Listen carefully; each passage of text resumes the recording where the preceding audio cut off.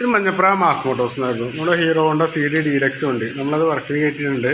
അതിൻ്റെ കംപ്ലയിൻറ്റ്സ് പറഞ്ഞാൽ engine oil ലീക്കിൻ്റെ ഒരു കംപ്ലയിൻറ്റ് പറഞ്ഞിട്ടുണ്ട്, സ്റ്റാർട്ടിങ് കംപ്ലയിൻറ്റ് പറഞ്ഞിട്ടുണ്ട്. പിന്നെ അതുപോലെ ഒരു പൊട്ടൽ സൗണ്ട്, എഞ്ചിൻ ഓയിൽ ചെക്ക് ചെയ്തിട്ട് മാറ്റുക, പിന്നെ പെട്രോൾ ചിലവ് കൂടുതൽ. ഇതൊക്കെയാണ് കസ്റ്റമർ പറഞ്ഞ കംപ്ലയിൻറ്റ് കേട്ടോ. വേറെ ജനറൽ സർവീസോ അങ്ങനെ വേറെ വർക്കൊന്നുമില്ല. ഈ കംപ്ലയിൻറ്റ്സുകൾ മാത്രമേ പറഞ്ഞിട്ടുള്ളൂ, ജനറൽ സർവീസൊന്നും പറഞ്ഞിട്ടില്ല.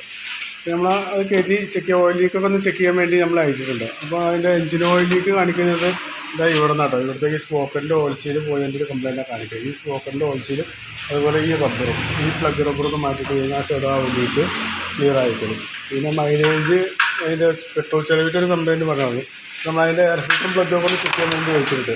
അപ്പോൾ നമുക്ക് എയർ ഫിൽറ്ററും അതിൻ്റെ ആ പ്ലഗും ഒന്ന് മാറ്റിയിട്ടാട്ടോ. എയർ ഫിൽറ്റർ ഉണ്ട്, അത്യാവശ്യം നല്ല രീതിയിൽ ബ്ലോക്ക് ആയിട്ടുണ്ട്.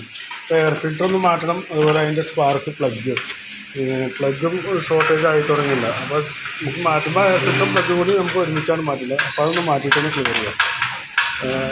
പിന്നെ അതുപോലെ എഞ്ചിൻ ഓയിൽ ചെക്ക് ചെയ്താണ്. അപ്പോൾ എഞ്ചിൻ ഓയിൽ മാറ്റാനായിട്ട് എഞ്ചിൻ ഓയിലും കൂടി മാറ്റുന്നത് കേട്ടോ.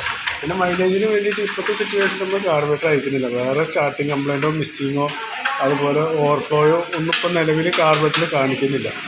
എന്നാൽ പറയാൻ കാരണം എന്താണെന്ന് വെച്ച് കഴിഞ്ഞാൽ ഇപ്പോഴത്തെ പെട്രോൾ പറഞ്ഞാൽ E20 പെട്രോളാണ്, പുതിയ വണ്ടിക്ക് വരുന്ന പെട്രോളാണ്. അപ്പോൾ ഇനി നമ്മൾ കാർബറേറ്റർ അയച്ച് ക്ലീൻ ചെയ്യാൻ നോക്കിക്കഴിഞ്ഞാൽ ചിലപ്പോൾ ഓവർഫ്ലോ വരാനുള്ള ചാൻസ് കൂടുതലാണ്. അതുകൊണ്ടാണ് നമ്മളിപ്പോൾ വേറെ ഇപ്പോൾ കംപ്ലയിൻ്റ് ഇല്ലാത്തതുകൊണ്ട് കാർബറേറ്റർ അയക്കേണ്ടതെന്ന് പറയുന്നത്. ഇപ്പോൾ അയച്ചു കഴിഞ്ഞാൽ നമ്മൾ ഓവർഫ്ലോ വന്നു കഴിഞ്ഞാൽ പിന്നെ കാർബറേറ്റർ മാറ്റി കളയേണ്ട ഒരു സിറ്റുവേഷൻ വരും. ഇപ്പം നിലവിൽ വേറെ കുഴപ്പമൊന്നും കാണിക്കുന്നില്ല. അതിന് നമ്മൾ കാർബറേറ്റർ ഒന്നും ചെയ്യുന്നില്ല. പിന്നെ പൊട്ടൽ സൗണ്ടിൻ്റെ ഒരു കംപ്ലയിൻറ്റ് പറഞ്ഞാൽ പൊട്ടൽ സൗണ്ടിൻ്റെ കംപ്ലയിൻറ്റ് പറഞ്ഞു കഴിഞ്ഞാൽ മെയിനായിട്ട് ഈ ഒരു യൂണിറ്റിൽ കാർബൺ കയറി ഇറങ്ങി കഴിഞ്ഞാലാണ് ഈ പൊട്ടൽ സൗണ്ട് കാണിക്കുക. അപ്പോൾ ഇതൊന്ന് അഴിച്ച് ക്ലീൻ ചെയ്യാൻ നമ്മൾ അതൊന്ന് അഴിച്ച് ക്ലീൻ ചെയ്തൊന്ന് റീസെറ്റ് ചെയ്യാം. പിന്നെ വേറെ കുഴപ്പമൊന്നുമില്ല. അപ്പോൾ ഇങ്ങനെ അത്രയും വർക്ക് ചെയ്ത് വരുമ്പോൾ എത്ര എസ്റ്റിമേറ്റ് വരും നോക്കിയിട്ടൊന്ന് പറയാം കേട്ടോ. നോക്കിയിട്ടൊന്ന് റിപ്ലൈ ചെയ്താൽ മതി. ഓക്കെ.